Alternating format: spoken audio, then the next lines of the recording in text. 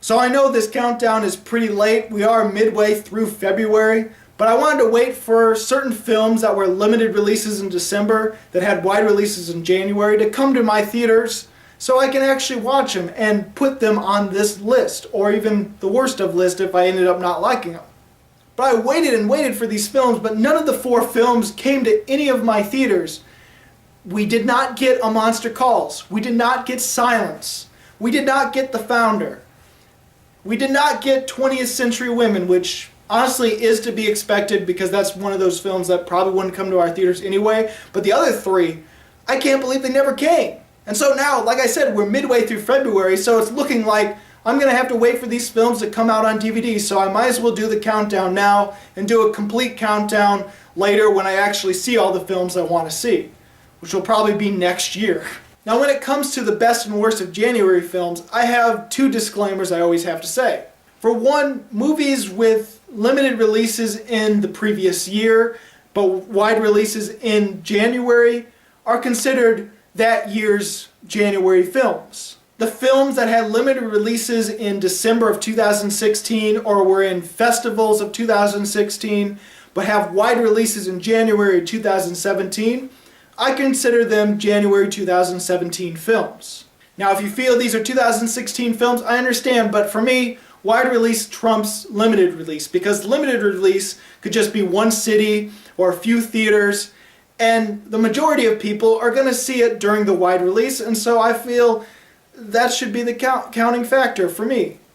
I know that's usually when I get to see the films, but then again, those movies that had wide releases didn't come to our theaters at all. And the second disclaimer, like I said, I haven't seen all the films of January, not all the films that I wanted to see. There's a lot of indie films and a lot of foreign films that just never come to our theater, and sometimes I don't get to see them until next year. So eventually I will have a complete list like I'm trying to do for 2016 with all the January films of 2016 that I missed, and rewatching the ones I have seen to give them the new score. So hopefully I'll have a complete list of January 2016 in the next coming weeks or month, because I'm already behind on that. Fuck. So I'm going to list off the movies I want to see that probably could have made this list if I had seen them. A Monster Calls, Silence, 20th Century Women, The Founder, Red Turtle, Starless Dreams, They Call Us Monsters, I Am Michael, Behemoth, Alone in Berlin, Trespass Against Us, Detour, Master, The Ardennes, and The Salesman. These are films I haven't seen that probably could make this list because they look satisfying from the trailers and reading the plot about them and all that. Now there are 5 other films that I am completely unsure of, so I'll list them off here as well. The Resurrection of Gavin Stone, The Daughter, The Bronx Bowl, The Crash, and Railroad Tigers.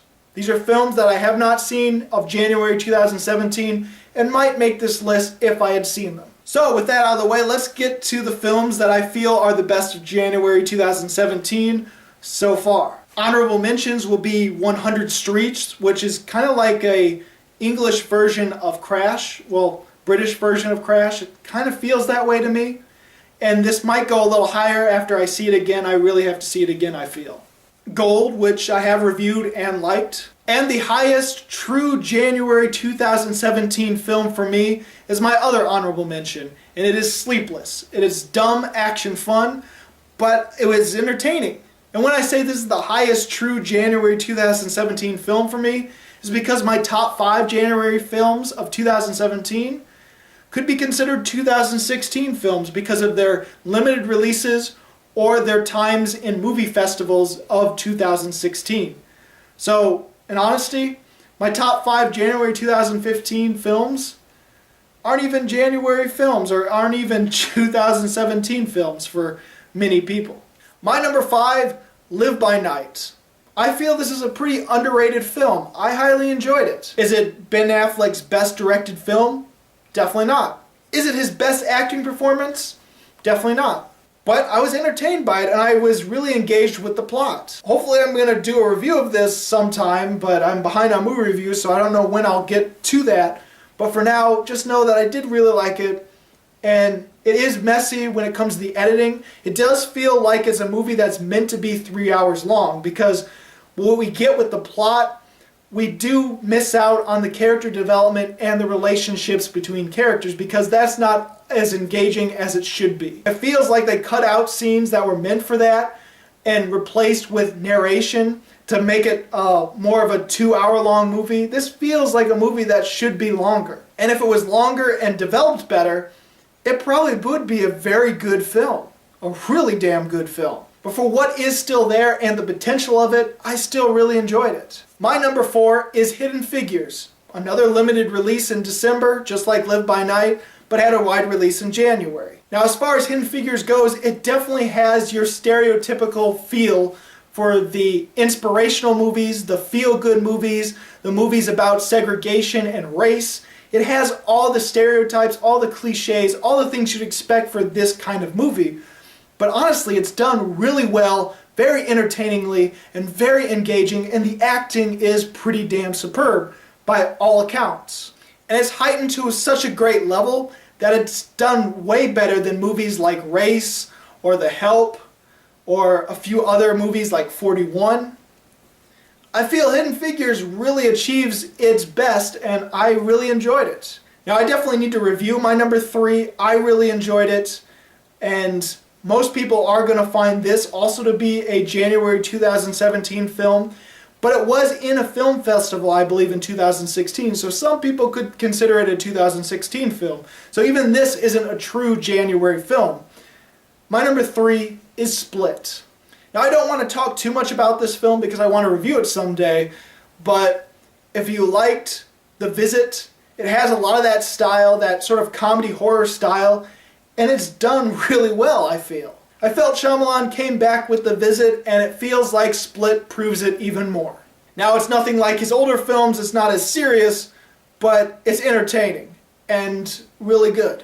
My number 2 is yet another film I haven't reviewed yet. It is Patriots Day, and I really enjoyed it. Now, I've liked Peter Berg's movies ever since I saw Lone Survivor. I thought Lone Survivor was really damn good. That was also a January film, in my opinion, because it had a wide release in January 2014, I believe, or 15. One of those. No, 14, I think. Because 15 had Paddington and American Sniper and a few other movies. Lone Survivor was 2014 for me. And then Deepwater Horizon was really great. I didn't get to review that one either. But I definitely respect him as a director, and he did a really damn good job with Patriots Day, and I was a little worried because it wasn't as contained as the other films. The other films, one of them was a mission, one of them was just an incident, an accident. This one felt like a whole crime drama and an investigation, and he does it pretty well. And the scenes of the explosion done in handheld cam really grounded the film and really made it feel realistic and documentary-like. Now, I didn't know a lot about the actual incident, and so when I was seeing all these characters, I was completely compelled and just wondered, okay, what place, what piece are these characters going to be a part of in this whole incident? How is everything going to come together? And it really came together in a very entertaining, very emotional, very grounded way, I feel. But my number 1 of January 2017 so far, I reviewed it, it is Lion. Lion was a damn good film, and out of the 9 films that are nominated for Best Picture, even though Lion would be somewhere in the middle for me when it comes to my favorite or what I feel is the best, it is still really good, and you still really need to see it if you haven't already. Now, I do feel that in the middle it gets a little sloppily edited, and very much so like Live by Night, some of the characters' development and some of the character relationships aren't delved in deep enough to really make you care when it comes to the middle part, when it comes to the part in Australia. But what is still there is still engaging and is still really good. Similar to Live by Night, I feel there is a lot more to Lion within it, but what we get is still an excellent film and still worthy of being nominated for Best Picture, in my opinion. So far, Lion is my favorite film of January 2017. So, have you seen any of these films? What did you think about them? Did you really like them? What did you think? Go ahead and comment below. And I'm curious, out of the films that you feel are January 2017 films, What are your favorites? And if you like this video and you want to see more countdowns or movie reviews, please subscribe and check out my movie reviews and countdowns of 2015, 2016, or 2017. As always, this is Bruce Gifford, and this was Just My Opinion.